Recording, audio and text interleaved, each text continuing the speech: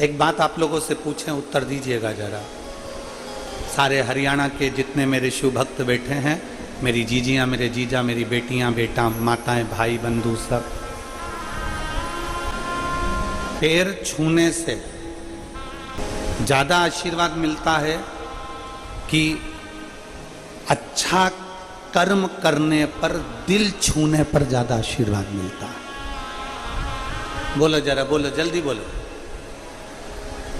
पैर छूने से ज़्यादा आशीर्वाद मिलेगा कि अच्छा कर्म कर कर आप किसी को, कोई रोगी व्यक्ति है, कोई बीमार व्यक्ति है, उसकी तुमने दवाई करा दी, कोई भूखा व्यक्ति है, बहुत दिन से भूखा, उसको भोजन करा दिया, कोई प्यासा है, उसको पानी पिला दिया, कोई तकलीफ में है, उसकी तकलीफ की घड़ी में आप खड़े हो गए।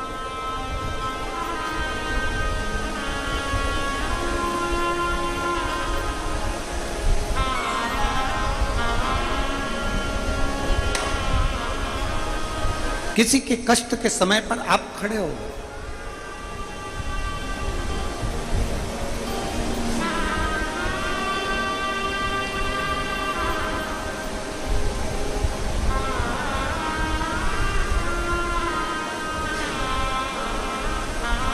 एक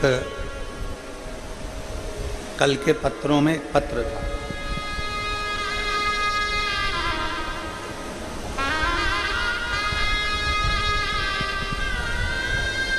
कल के पत्रों में एक पत्र था।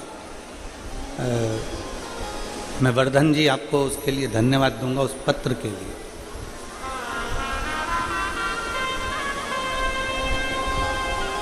कोई विपिन शर्मा जी ने उस पत्र को लिखा था, इसी गुरुग्राम को। और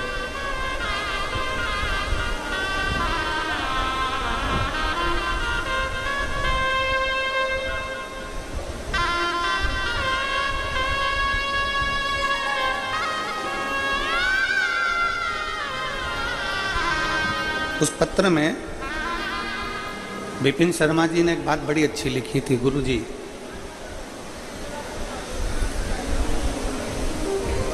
हमारी माता जी की तबीयत खराब हुई और उनको हॉस्पिटल में एडमिट नहीं कर रहे थे। हम वर्धन जी के पास में गए और वर्धन जी से हमने कहा कि भैया वो हमारा एडमिट नहीं कर रहे हैं माँ को और तकलीफ़ ज़्यादा है, प्राइवेट में पैसा बहुत लग रहा है। वर्धन जी ने तुरंत किसी को फ़ोन किया, फ़ोन कर 15 मिनट के अंदर गुरुजी हमारे पास में मैसेज आता है कि आपकी मम्मी को यहाँ भेज दो, हम एडमिट करते हैं। हम उसके लिए आपको धन्यवाद देते हैं कि पैर छूने से बड़ा है व्यक्ति का कर्म।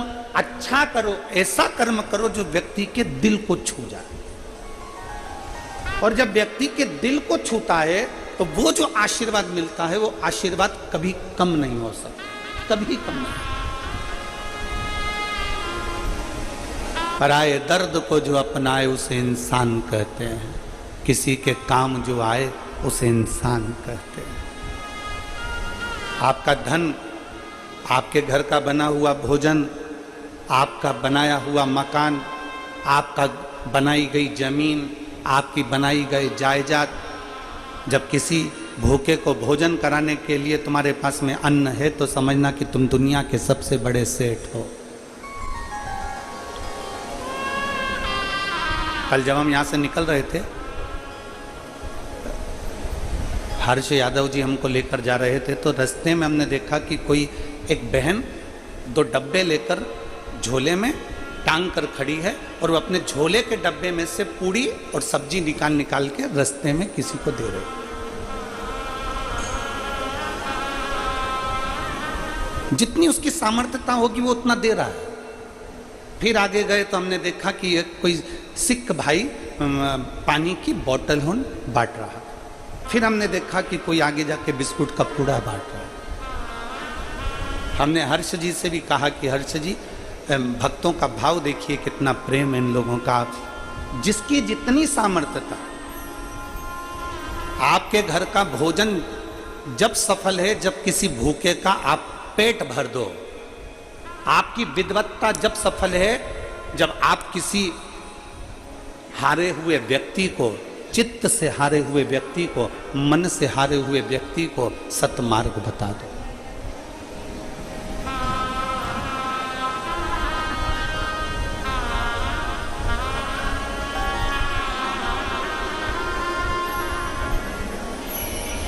शायद हमारी इतनी कथाओं में ये पहला यजमान का घर होगा ऐसा, जो घर के लोग दूसरे के मकान में रह रहे हैं और उनके मकान में बाबा कुबेर भंडारी रह रहा है। शायद हमारे इतिहास में, हमारे देखते देखते कि बहुओं ने, सभी बहुओं ने अपने अपने कमरे खाली कर कर हमारे साथ में आए हुए पंडितों के लिए, हम लोगों के लिए अपने कक्ष दे दिए। कक्ष तो दिया पूरा की पूरा चेंज कर कर पूरा की पूरा भवन दे। शायद भवन जब सार्थक है जब तुम्हारे घर में कोई मेहमान आए। आज के जमाने का मेहमान होटल में रुका दिया जाता है, आज के ज़माने के मेहमान को कहीं दूसरी जगह रुका दिया जाता है, पर घर में मेहमान के लिए, घर के बुजुर्ग के लिए, घर के बूढ़े के लिए, घर में आए हुए संत साधु के लिए, घर में आए हुए बहन बेटी के लिए, घर में आए हुए बहन जमाई के लिए कोई जगह नहीं रहती। तो फिर वो मकान किस काम का? तो प्रॉपर्टी किस काम की?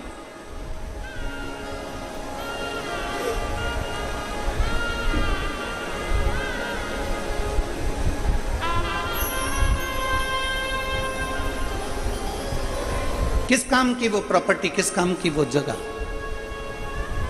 जिसमें अपने घर में आया हुआ मेहमान, आपके घर में आई हुई बहन बेटी, आपके घर में आया हुआ कोई अतिथि, कोई बुजुर्ग तुम्हारे घर में रह नहीं सकता। क्या करें? तुम्हारे घर का भोजन जब सार्थक है जब भूखे का पेट भर सको, और तुम्हारा घर जब सार्थक है जब किसी अतिथि की सेवा कर सको, और तुम्हारा वैभव जब सार्थक है जब तुम किसी की औषधि करा सको। तुम्हारे धन की सार्थकता जब है कि कोई बच्चा पढ़ना चाहता है। किसी बच्चे के पास में एजुकेशन का पैसा नहीं है, किसी के पास में इतना धन नहीं कि मैं पढ़ सकूं, मेरे पास में इतना पैसा नहीं। तुम्हारा धन जब सार्थक है कि जब तुम किसी बच्चे को पढ़ा दो, उसको अच्छी शिक्षा दिला दो।